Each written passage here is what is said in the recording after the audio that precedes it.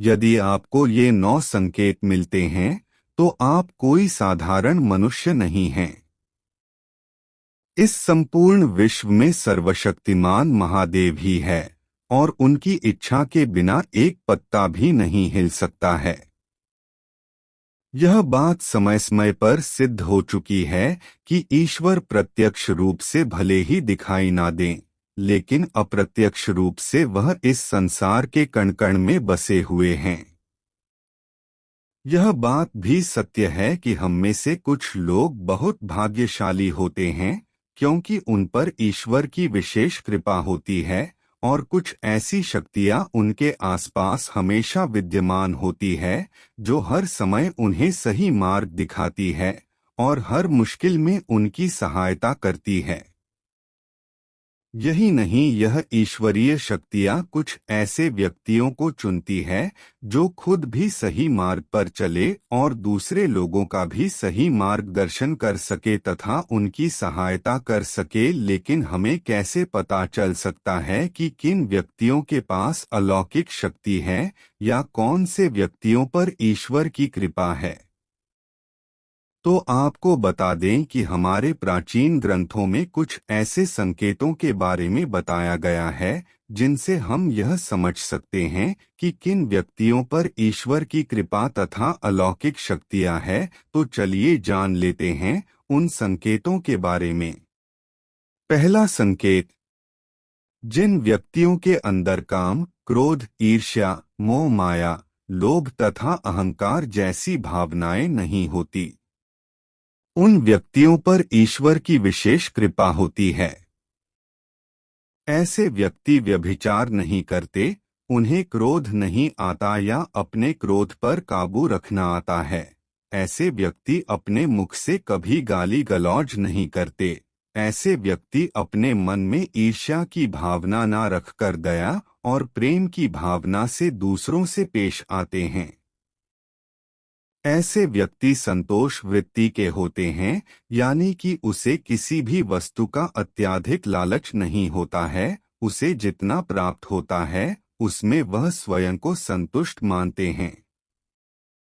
दूसरा संकेत, यदि किसी व्यक्ति को सपने में कई बार मंदिर या उसके आसपास का परिसर दिखाई देता है तो शास्त्रों में ऐसे व्यक्ति को भाग्यशाली माना गया है। जिन व्यक्तियों को अपने सपने में ईश्वर का बार बार साक्षात्कार होता है, उन्हीं व्यक्तियों के साथ ईश्वरीय शक्तियां जुड़ी होती है। भगवान ऐसे व्यक्तियों को कुछ विशिष्ट संकेत भी दे सकते हैं जिनसे वह व्यक्ति समझ सकता है कि अलौकिक शक्तियां हर कदम पर उसके साथ हैं। तीसरा संकेत, जो व्यक्ति अपने दैनिक कार्य से बचा हुआ समय ईश्वर की भक्ति, आराधना और नामस्मरण में व्यतीत करता है और ईश्वर को सत्य मानते हुए उनकी अनुभूति करने में समर्थ होता है, वास्तव में उस व्यक्ति के आसपास एक ईश्वरीय शक्तियों का पवित्र घेरा होता है जिसके कारण उसे ईश्वर का आभास होता रहता है।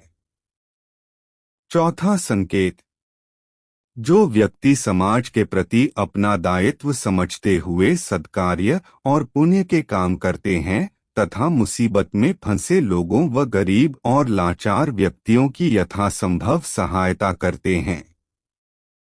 आपदा और विपदा के समय मनुष्य तथा पशु पक्षियों की हर तरह से सहायता करते हैं तथा वृद्ध, असहाय और अपंग लोगों की समर्पित भाव से सेवा करना अपना कर्तव्य समझते हैं। ऐसे व्यक्ति वास्तव में समाज के लिए उदाहरण सिद्ध होते हैं, लेकिन आपको यह बता दें कि हर कोई व्यक्ति यह काम नहीं करता है। यह काम केवल वही व्यक्ति करते हैं जिस व्यक्ति के ऊपर भगवान की विशेष कृपा होती है, तभी उस व्यक्ति के अंदर ही ऐसे गुण उत्पन्न होते हैं। ऐसे व्यक्ति अंत में मोक्ष प्राप्त कर लेते हैं। पांचवां संकेत, ईश्वरीय कृपा प्राप्त व्यक्तियों में एक अनोखी शक्ति भी होती है और वह शक्ति है पूर्वाभास। पूर्वाभास यानी कि भविष्य में होने वाली कुछ विशेष घटनाओं का पहले ही आभास हो जाना। अगर आपको भी भविष्य में होने वाली कोई दुर्घटना या कोई अच्छी घटना के बारे में पहले ही अंदाजा लग जाता है, तो आपके ऊपर भगवान की विशेष कृपा है। छठवां संकेत, कुछ लोगों को हमेशा अपने आसपास एक विशिष्ट प्रकार की सुगंध का अनुभव होता है।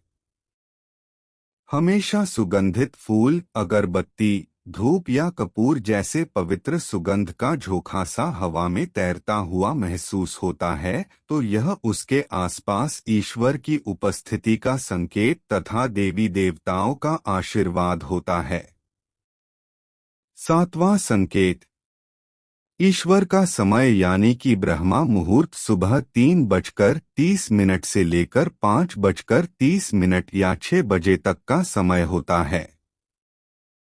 हमारे शास्त्र में इस समय को बहुत ही महत्वपूर्ण माना जाता है। ब्रह्मा मुहूर्त को देवताओं का समय माना गया है क्योंकि इस समय के वातावरण में एक सकारात्मक ऊर्जा का संचार होता है।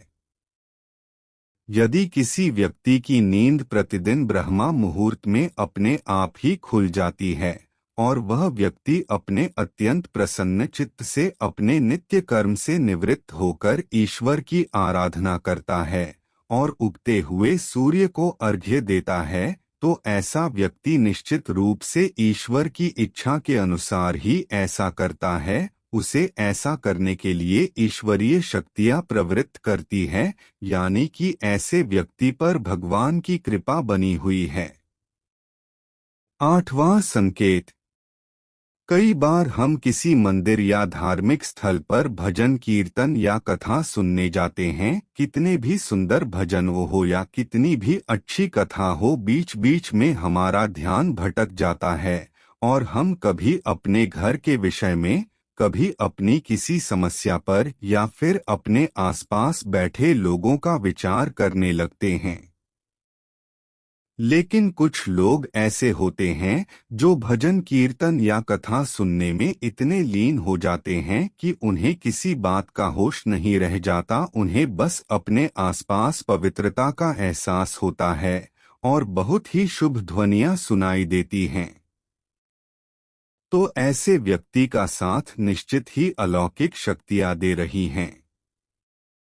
नौवां संकेत, जो व्यक्ति ईश्वर के चरणों में ही परम आनंद की अनुभूति करता है और ईश्वर भक्ति को ही वास्तविक आनंद मानता है, ऐसा व्यक्ति न तो कभी दुखी रह सकता है और न ही किसी को दुख दे सकता है।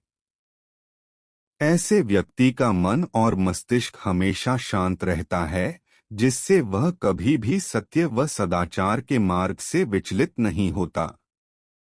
यह उसे ईश्वर से मिला एक विशेष आशीर्वाद होता है, जिससे वह समाज में हमेशा मान और सम्मान प्राप्त करते हैं।